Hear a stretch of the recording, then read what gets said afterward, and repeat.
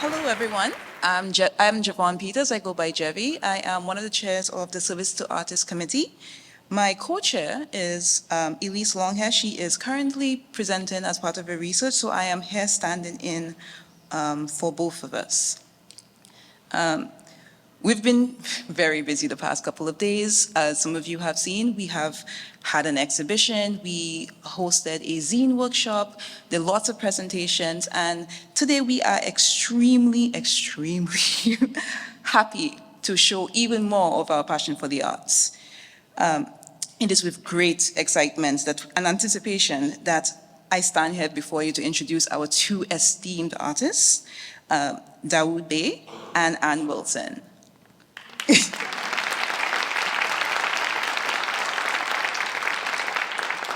Both these artists call the city of Chicago their home and have left their mark on the city and within the field of art. What we have here today are artists who, through different styles, through different mediums, provide a commentary on the social and cultural issues. Bey's photography, his portraits, confront viewers with issues of representation, identity, visibility, history, and marginalization. Wilson's works delves into the intersections of art, labor, and gender, prompting us, the viewers, to reconsider notions of skill, value, and identity within the context of textile and fiber arts.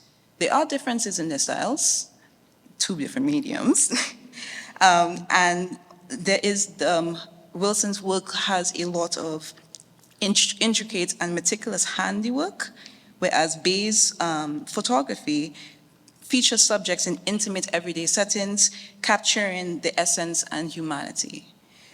Their works are currently part of the Art Institute of Chicago, and we encourage you to look online. They're currently not on display, but they are visible online, the parts that are available. And you can also look at them for the places they are renowned artists. That's why we have them today. As chairs of the Service to Artists Committee, it is our hope today that today would be a day of celebration, a day of inspiration. And as we gather here to honor these two artists, I hope that you also share with me this love of the arts, this love for having these people, that it really inspires you. It helps you with your own work, and thank you so much for being here today. I love seeing a lot of people out here, and it really shows you the testament of how important these events are, and it allows us to continue having them. So thank you so much for being here. A clap for yourselves, a clap for our guests. Let's look forward to these. Thank you so much. Thank you, Jevi, for the introduction, and to you and the team at CAA for organizing this program. The Artist Interview Series has always been a highlight of CAA for me, and it's really a privilege to play a role in its history and vitality. And thank you. It's an honor to be on stage with you, and I really appreciate the invitation to be here this afternoon. And I also want to thank all of you in the audience, my intellectual and artistic family.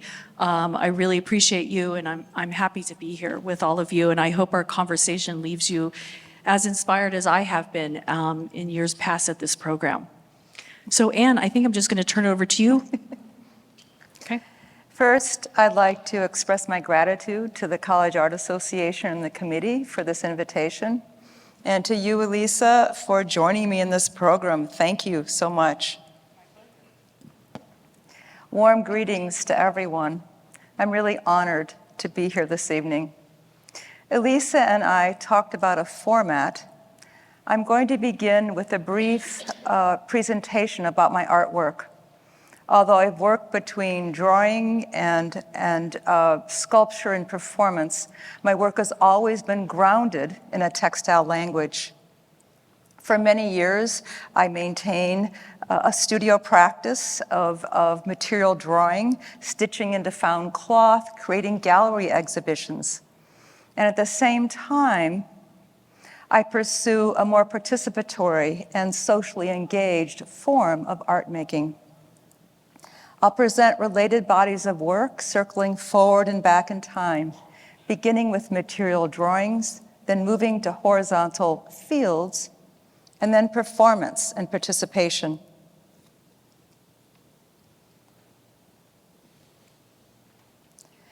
I started using human hair as an art material in 1988, the primary reference being the human body. Here are a group of works called I Cut My Hair at the Madison Museum of Contemporary Art in '93. The introduction of cloth in conjunction with hair came when my mother was divesting the family household of old linens.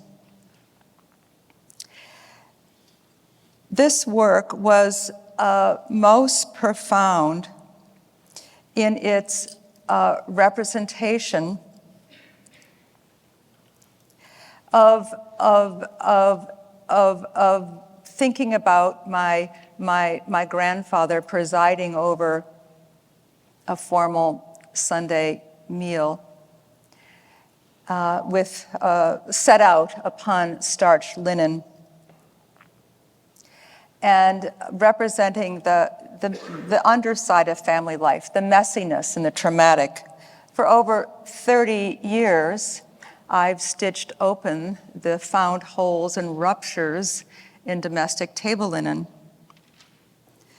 And I incorporate human hair in my needlework, a material particularly unwanted in a formal dining setting. I've always called this work material drawing or physical drawing. When making this sculpture entitled Lost, I was mourning the loss of my father to cancer. Here a gradient of black human hair stitched over a large cloth that's then draped over a chair. And a related work called Found, red hair stitched into a family heirloom textile, now in the collection of the Art Institute of Chicago.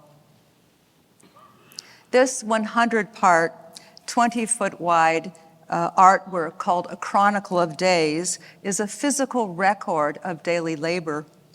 I began stitching single marks into individual cloth fragments. The only limitation was that one mark could take only one day to stitch. This chronicle is now in the collection of the 21st Century Museum of Contemporary Art in Kanazawa, Japan, and I'm grateful for exhibitions at Revolution Gallery Detroit and the MCA Chicago Solo Show in 2000 for first presenting the works that I've been showing. A later series of related works called Dispersions was first shown in 2013 at my gallery here in Chicago, Rona Hoffman.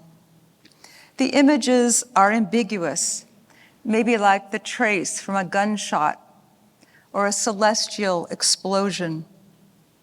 And over time, some of these holes got very big.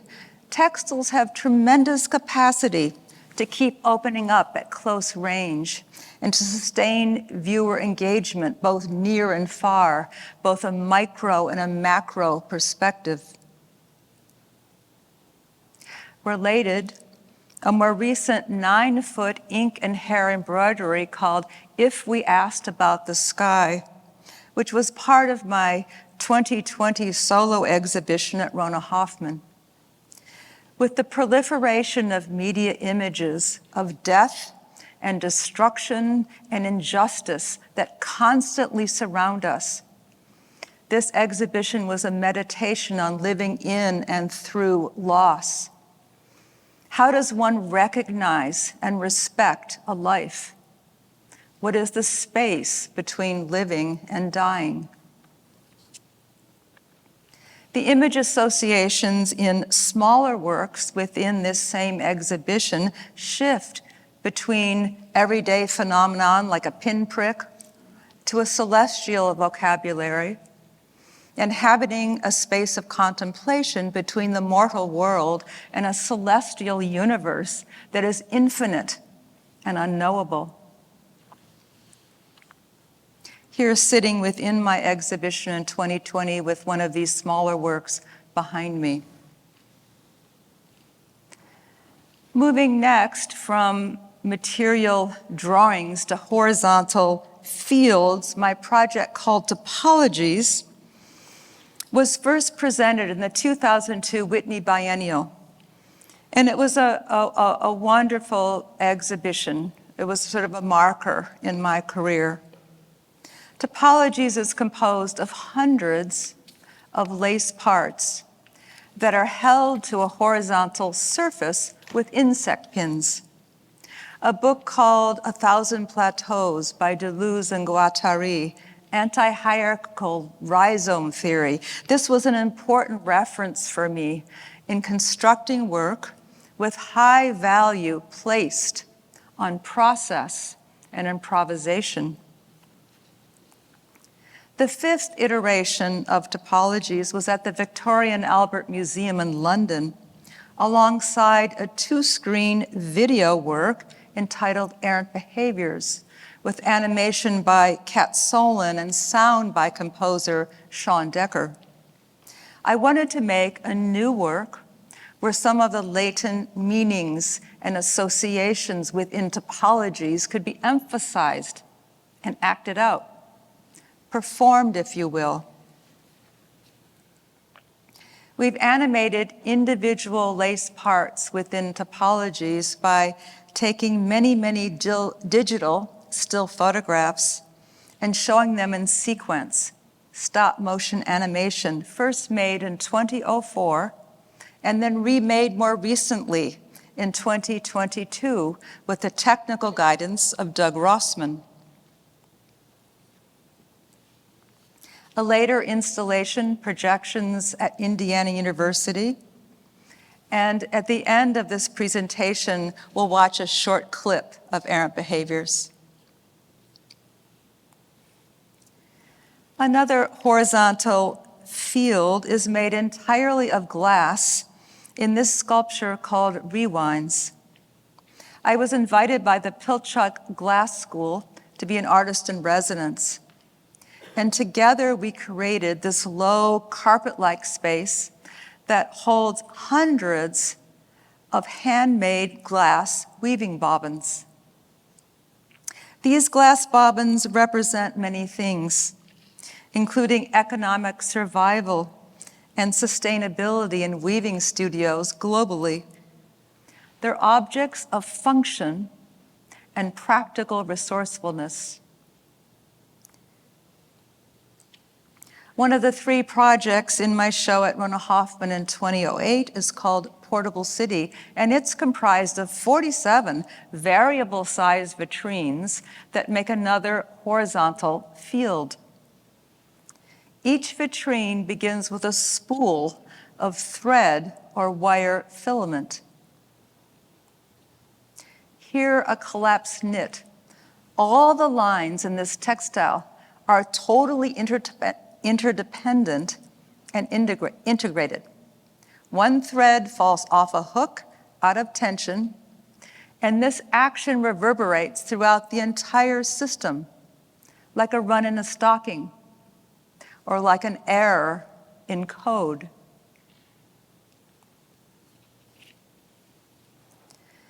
Details of warp-related lines are present throughout the portable city, held under tension on a weaving loom. A warp is half of a weave structure. And this structure called a warp, this organization of threads, was played out in my first durational thread walking performance in Chicago, and related performances continued at other venues.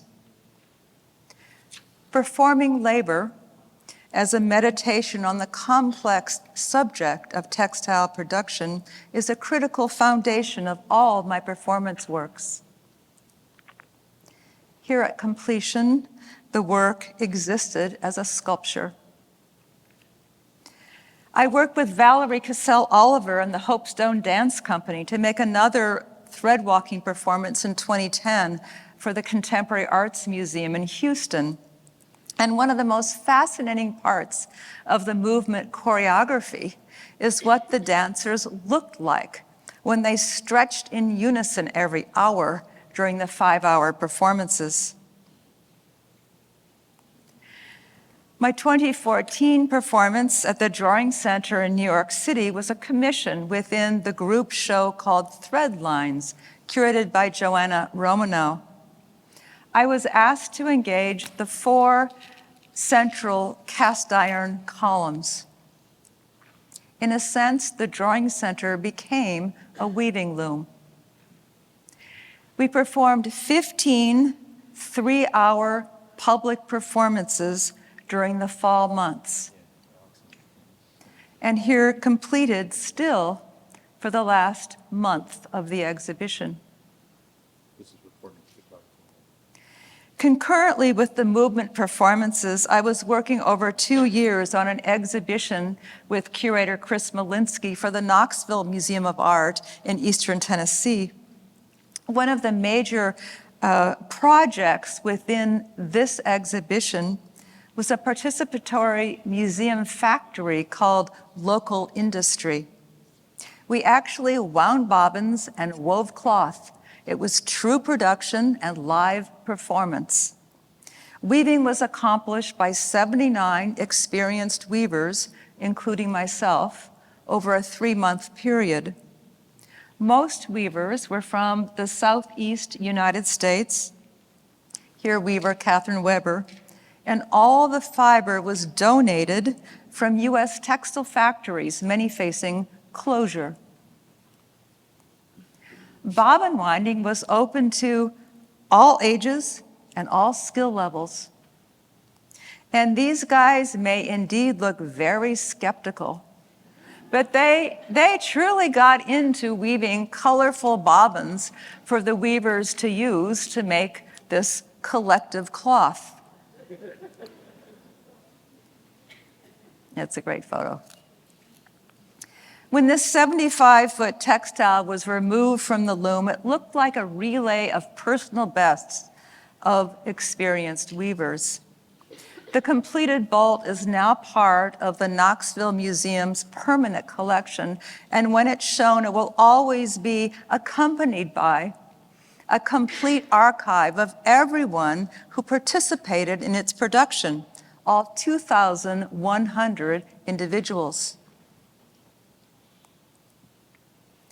In the fall of 2022, I created an experimental and public-facing art space called the Davis Street Drawing Room, located in one of my personal studios. Project manager Sofia Fernandez-Diaz and I hosted small groups of artists and writers and historians for 3-hour sessions. The drawing room was composed of an archive of sources of my artwork that I've amassed over many years of my practice. And the drawing room was also an opportunity for slow, close looking at textiles, to draw, to write, to photograph, to read, and to research. Here I'm speaking with artist Jin Lee and writer Calvin Forbes about the sources of domestic housecloth. And a display of lace fragments collected over 25 years, sources for topologies and errant behaviors. Work tables were available with hand magnifiers and thread counters. The way in which the focus of slow, close observation of textiles opens to complexity, to critical thinking, and to invention was a primary thesis of the drawing room experience. In the later COVID period, this opportunity seemed especially welcome to come together in community to engage in a very meditative process of slow looking at textiles. Here, a group from the Hyde Park Art Center, and on the left is a display of some of the participant drawing responses, which was a really important part of the collective meaning making of this project. Elissa, you experienced a drawing room session last summer, and we discussed the video, Errant Behaviors, a recent MAD acquisition being presented at the museum in April, and in an adjacent space showing the the lace and openwork sources from which the animations were made, as well as the sound sources of composer Sean Decker. And when you first proposed this idea of the MAD drawing room, I thought it was brilliant and a really wonderful partnership between a curator and an artist. Before we move into a conversation together, I thought we'd look at a short clip of errant behaviors. Right. So if we could cue that up and play that, that'd be great.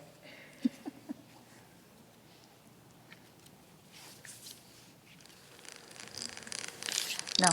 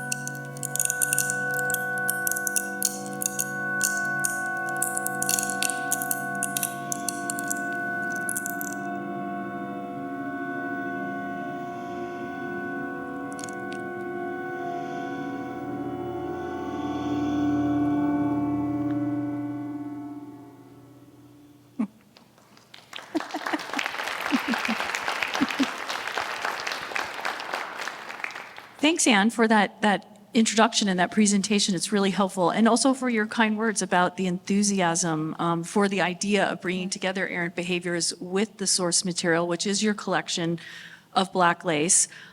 You mentioned in your presentation this idea that textiles have this unique ability to engage people in a kind of close-looking, slow-looking, but also the micro and the macro.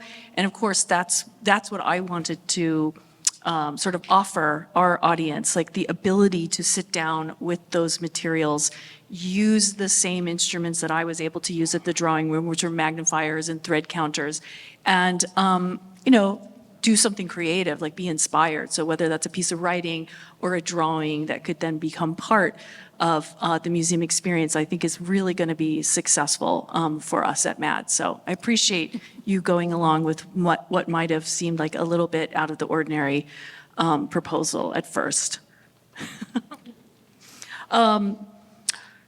I want to step back in history, but before we even do that, the other thing you brought up in your presentation was this move from like the vertical to the horizontal, like the evolution of your practice. Maybe the vertical thinking about like a window onto another world, and you refer to the horizontal as a field or a plane. Is there something about that horizontal field that you think offers something unique when it comes to textiles, or at least for the viewer's experience of them? And is that why you now have this very abiding interest in the horizontal? And I'm just wondering if, what was that? What is it for you?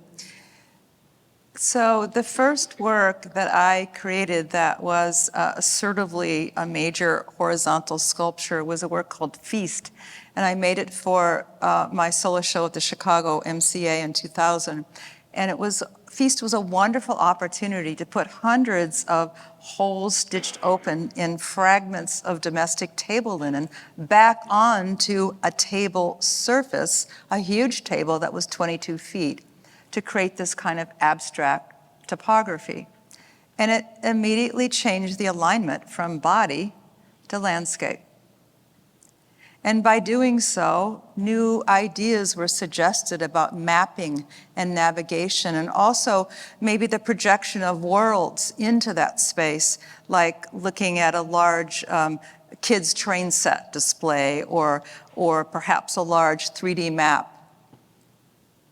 And formally, I've always been really interested in the raking view, the view of looking down and across at something.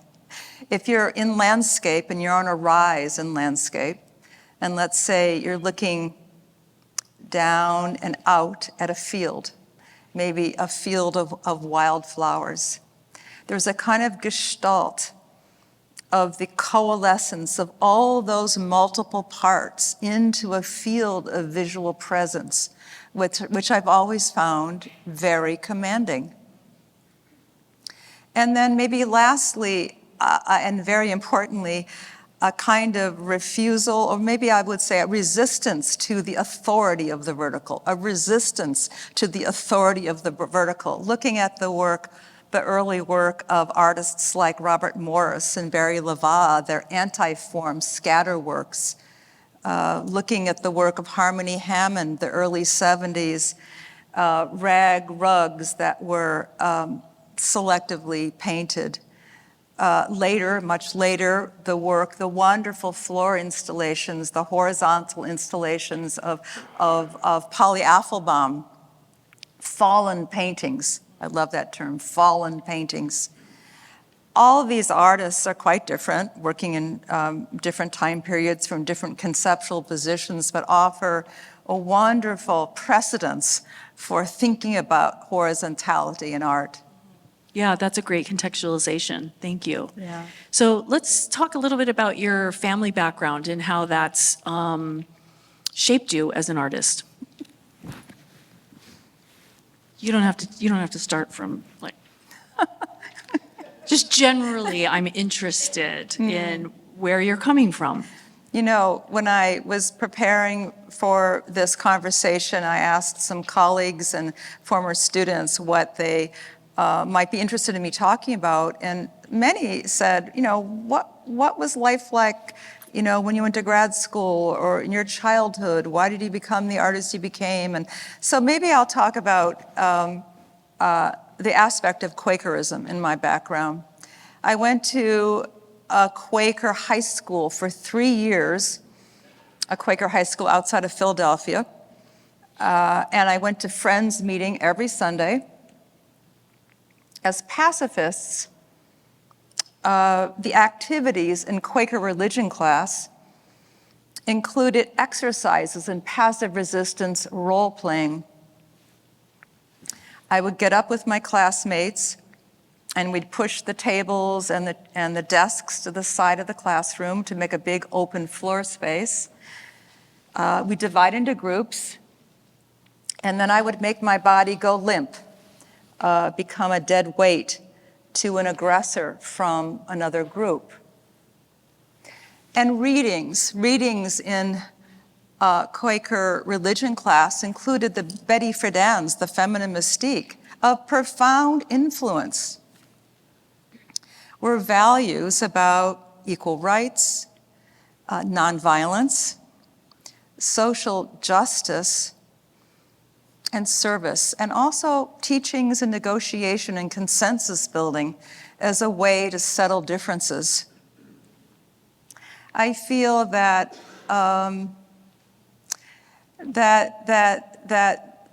these experiences were very contributing to my life interest in collaboration, collaborating in a faculty group in a school, collaborating in my art practice to make public thread walking performances, to create collective weavings, to create drawing room projects.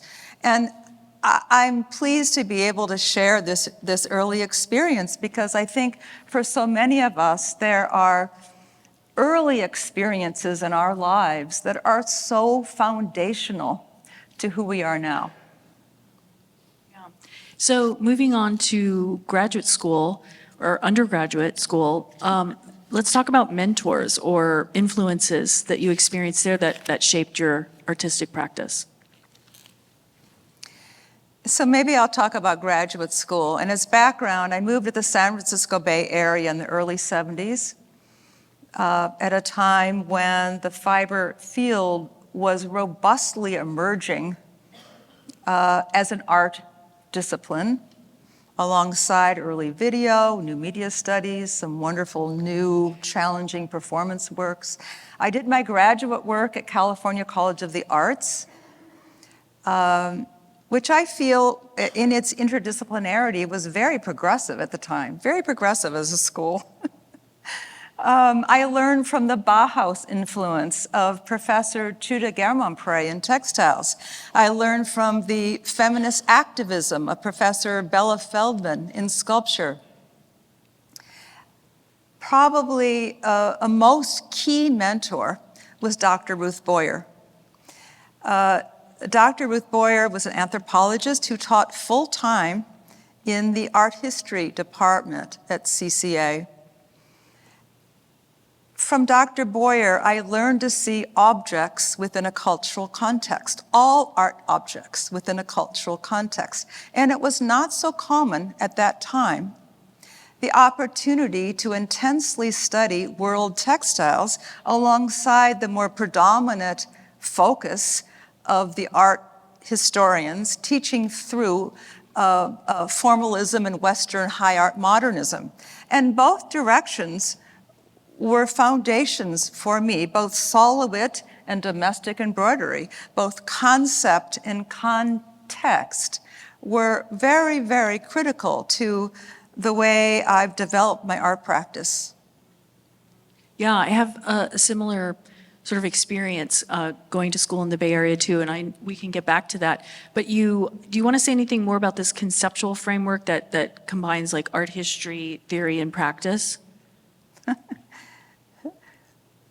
So take maybe the stitching holes open in domestic cloth, studying the history of the cloth, the history of damask cloth and other kinds of cloth that are more aligned with interior usage, studying the history of my own family, studying the history of domestic spaces and other cultures and time periods. I'm particularly interested in the power dynamics between power and authority, the economics of those kinds of spaces. Reading of Julia Kristeva and Theories of Objection, reading the wonderful anthropologist Mary Douglas's book, Purity and Danger. Of course, reading at that time some really exciting, moving feminist and queer texts. And very importantly, developing my own hand skills with materials, developing my own aesthetic, thinking through the making of textile, what I might call a kind of freehand embroidery that was informed by history, theory, and this making. I find this way of working very generative, and it's part of my teaching pedagogy. It's always been part of my teaching pedagogy because it's really fun. It's really rich to engage in that reading and thinking in the discursive space of criticality. Can you say a little bit more about the artists that you were looking at this time period too? In the San Francisco Bay Area, there was a very robust sort of emergence of the art fabric or fiber art movement. It's really why I and other artists in my generation moved into this field. We were looking at the work of Ritzin Peter Jacobi from Romania and moved to Germany, Magdalena Abakanovic from Poland, Jagoda Buic from Yugoslavia, Olga de Almaroff from Bogota, Colombia, the Kobayashis from Japan, and the United States, Ed Rosbach, Nedit Halali, Kei Sakamachi, Leah Cook, Gerhard Nodell. I feel like I'm moving from the West Coast now east. I think Sheila Hicks was from Nebraska originally and then moved to France. Sheila Hicks, Lenore Tawney, and of course, Claire Zeisler from Chicago, who I hope we'll see more of in the near future. These artists were making very new work that had scale, and it was immersive in installational capabilities. It was very, very, very tactile in its presence, and yet the recognition for this new international fiber work was very slow in coming. It did not become part of, let's say, art history curricula until much later, if at all. Although curator Mary Jane Jacob brought Abakanovic and Jacobi museum shows to the United States in the early 80s, I would suggest that only in more recent years has there been a real visibility of this body of international work as a kind of movement. Certainly solo shows of Abakanovic and Ani Albers, Tawny Hicks, a group show right now at the Barbican that I think Julia Bryan Wilson is curated. So maybe throwing the conversation back to you, Elissa, you wrote a really critical book in 2010 called String Felt Thread, The Hierarchy of Art and Craft in American Art. And I'm wondering if you might say a few things about your reflection from this time period. Sure. Where do I even start? First of all, I was in the Bay Area, and I was very lucky to have professors as an undergraduate who did in fact include artists working in fiber, the list that you just went through, in courses on modern art. There was no one taught contemporary art at the time, it was modern art. I didn't think anything of it. You're an undergraduate, you're going to believe whatever is presented to you, right? And I love the work, and that work was shown next to Robert Morris, Eva Hesse, Barry Levant, et cetera. So I saw them as just part of this broader modernist revolution in the use of materials and issues like horizontality, the remaking of sculpture from the ground up in different ways.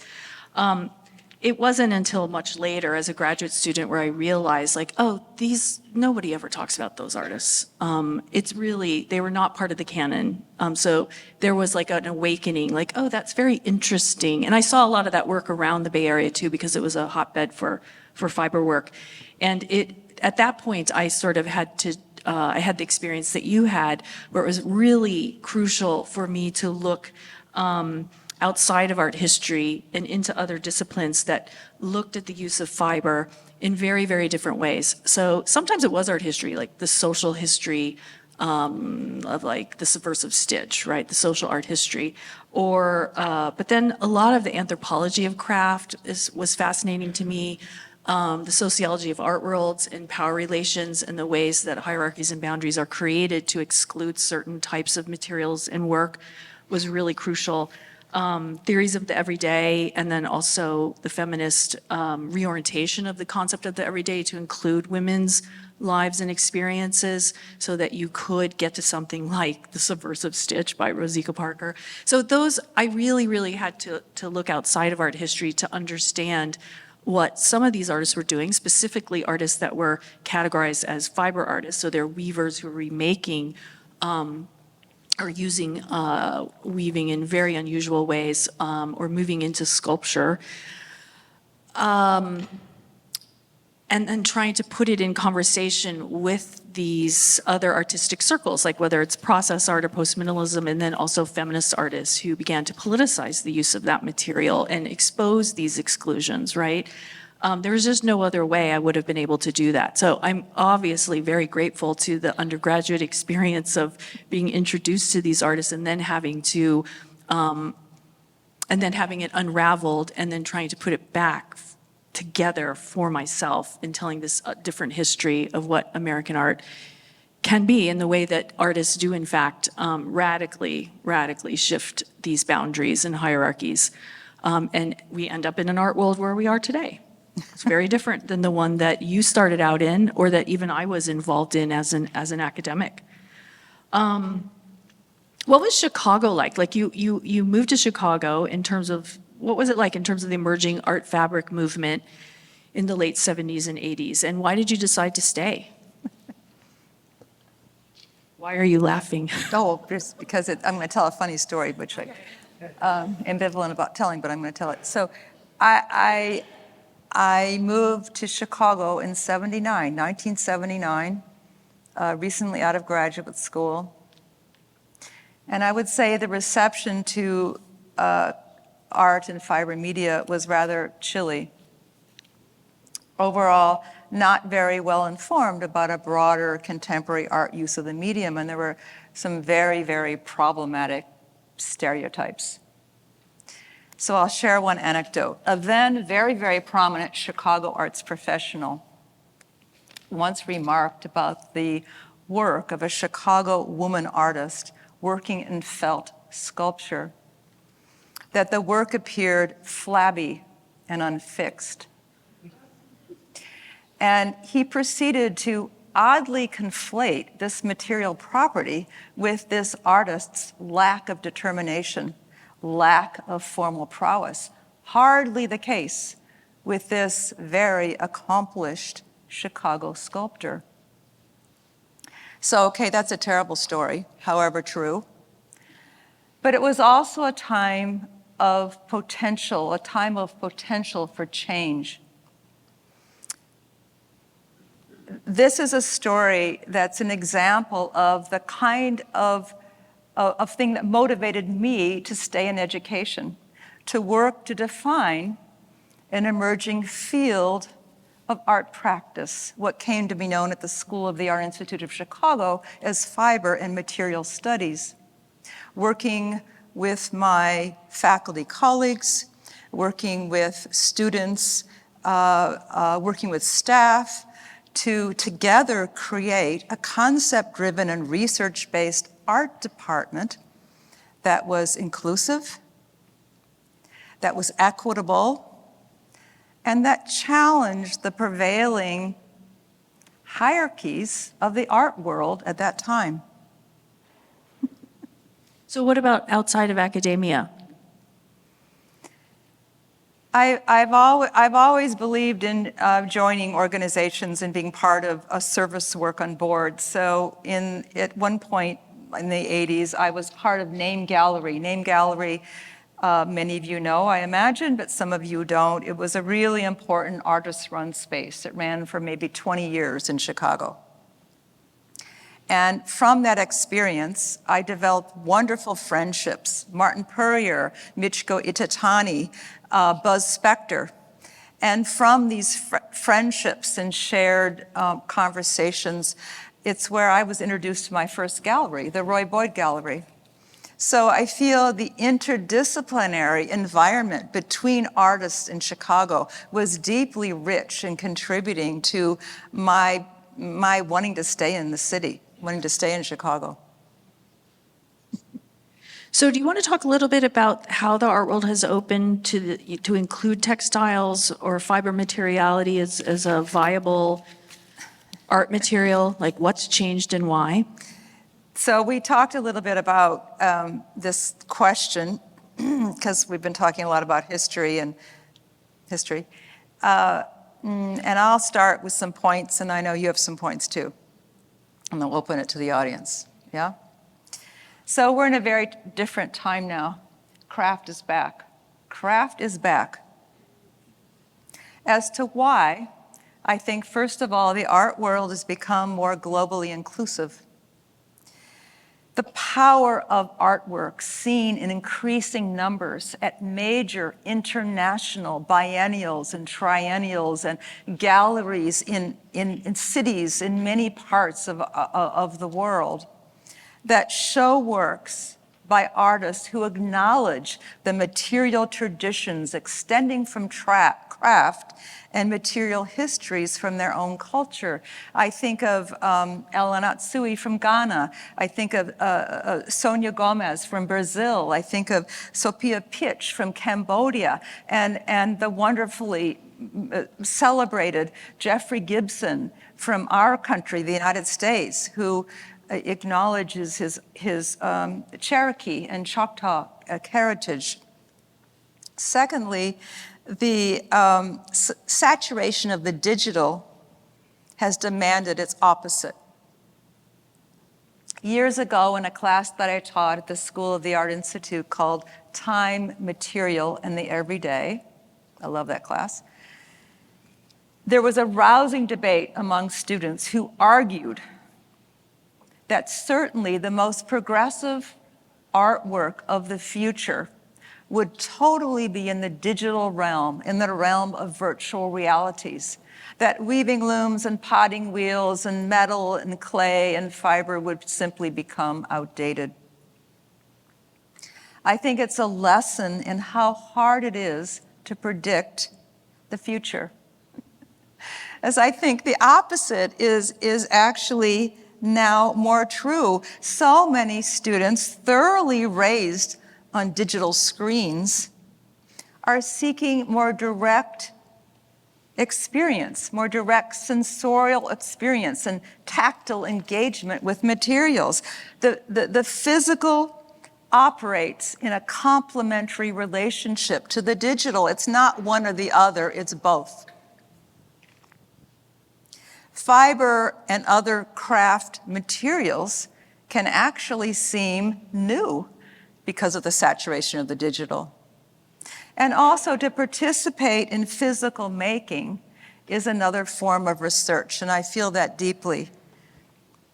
Some of this engagement is motivated from research into politics, for example, the historical exploitation of craft workers. And then thirdly, I want to acknowledge you, Elissa, the writers, the curators, and the new curriculum developments by artists and educators who have contributed to scholarship. Your writing and curation, the work of Glenn Adamson, Valerie Cassell-Oliver, Namita Wiggers, Aram Hansa Fuentes, Jenny Sorkin, Christine Jachenska, Elle Weinbaum, Charbrian Plummer, Janice Jeffries, Shannon Stratton, Sarah Klugage, Julia Bryan Wilson, Lynn Cook, Carolyn Kipp, Maria Porges. I think it's important to acknowledge some of these names with positivity. My only regret is that I seriously could go on for pages. These contributions mean a lot across art practice and art history. They mean so much to artists, to historians, to students, and to public audiences. Agreed. Thank you for that. I'd like to just add one other comment to this. Like, I really think that we need to acknowledge the first generation of feminist scholars and critics and artists who did so much to really reveal the ways that hierarchies of, say, art and craft connected to hierarchies of gender and race in the real world, right? And led to the exclusion of women in many facets of society, but also the art world. And so that's what I meant when I said earlier about their politicization of these materials, because that is the tool they use to reveal and undermine or deflate the power of that hierarchy. I think there's just a new generation of trailblazers in queer artists and critics and scholars who've done tremendous work to revitalize that conversation, to expand it, and to really make it relevant again in the art world. So I'm so appreciative of that work. It's allowed me avenues of scholarship that were not there because these had kind of become old ideas that nobody wanted anything to do with. and also new avenues for curation, right? It suddenly became a relevant topic again, and I could bring together much more diverse group of artists to discuss these issues of exclusion in the art world based on fiber techniques and materials. So I really am appreciative of that. Okay, so you'd like to take some questions, and I'm watching the time here, and we do have, I think, about 5 minutes, 6 minutes. Great. And it looks like there's a microphone here right in the center, if anyone would like to step up. Speechless? Oh, here's some brave souls. Hi, thank you both so much. Oh, yeah, you can hear me. Thank you, Elissa. Thank you, Anne, so much for your work. Anne, you've dedicated so much of your time to educating and mentoring young artists, and I wonder if you have compiled any kind of lessons from that for young artists or young people in general. Sarah, just say the last part. Have you compiled, or what have you learned about advice for young people? Oh, young people. Yeah. I think what I would say maybe even 3 years ago is quite different than what I would say right now. What I would say right now in terms of advice, it's advice for myself, it's advice for young people, it's advice for all ages, is to get educated. And I'm not talking necessarily just about formal school. I'm talking about to be inquisitive and curious, to learn through travel to unknown and maybe uncomfortable places that are outside of your world, to learn about how history can inform you, how history can inform who we are now. That's one first point. And secondly, my second response to that is to find peace and joy within oneself and then move out into the world. In thinking about this program tonight, I started rereading a book called Pieces Every Step by Thich Nhat Hanh, the Buddhist monk, scholar, and peace activist, who was nominated by Martin Luther King for a Nobel Peace Prize. Find peace in oneself and then move out into the world. I appreciate this wisdom, and I hope that, I imagine a number of you know this work, but I hope you might appreciate it too. So that's what I would say now in terms of, this light is very blaring, so that's why I'm putting my hand up. I can't see you. Thank you very much for that question, Sarah. Hi, Anne. You characterized Thich Nhat Hanh as wise. I would attribute those characteristics to you, and it's refreshing to see an artist so committed as well as an educator who's made an impact on your discipline. And so my question has to do with the discipline in relationship to the interdisciplinary. We're encountering many conversations around the interdisciplinary at this conference, and talk about the preservation of disciplines as people are pursuing the interdisciplinary. I would just come back and say, because it's an excellent question, it's not one or the other, it's both. I think actually valuing disciplinary knowledge that comes from those particular histories of theories and historical precedents and making is really valuable, but not to the exclusion of participating in an interdisciplinary environment. I feel I've worked in that kind of environment my whole life as an educator. One does not exclude the other. We can have both existing at the same time, richly and interactively participating together. Good evening. Good evening. My name is Phoenix. I am an art student from Philadelphia, currently studying in Atlanta.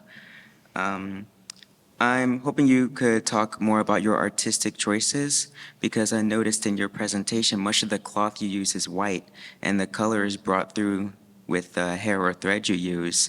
So I'm wondering, how would you like those color choices to influence our perception of your work? And in other words, how do you consider color? Yeah, thank you for that question. I think I showed so very briefly, like 50 years of work. And in some of the domestic house cloth, a lot of that is white, but not all of it. Some of it's out of practicality for cleaning it with bleach agents or sun.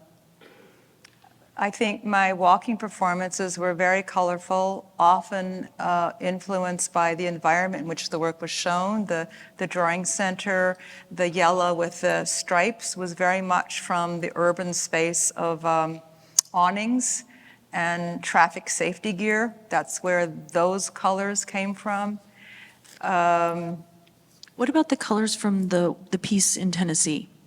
Yeah, the piece in Tennessee was very much informed by the mill surplus that was donated to us from U.S. textile mills, many facing closure. And I had a studio at that time with a lot of opportunity for research into mill ends or excess that was going to be discarded in some way. It wasn't going to be used again. And so those colors, I guess, the actual relationship of colors in the collective weaving, there was a kind of prompt that there be some very thin or very thick dark line between colors, which gave it a cohesiveness. And so really that was the weavers responding almost like Exquisite Corpse, you know, what came before, because the weaving goes around the beam and you don't even really see what happened before, but you see a little bit that happened next and you proceed from there. So it was like this progressive weaving using the bobbins wound by those guys and those children and the whole range of intergenerational folks who wound the bobbins on a spectrum of colors. So that was basically from the surplus of U.S. textile mills and then at the discretion of the weavers and their choices. Thank you. Thank you for the question. Anyone else? No? I think we're good. Well, thank you so much. Thank you, Anne.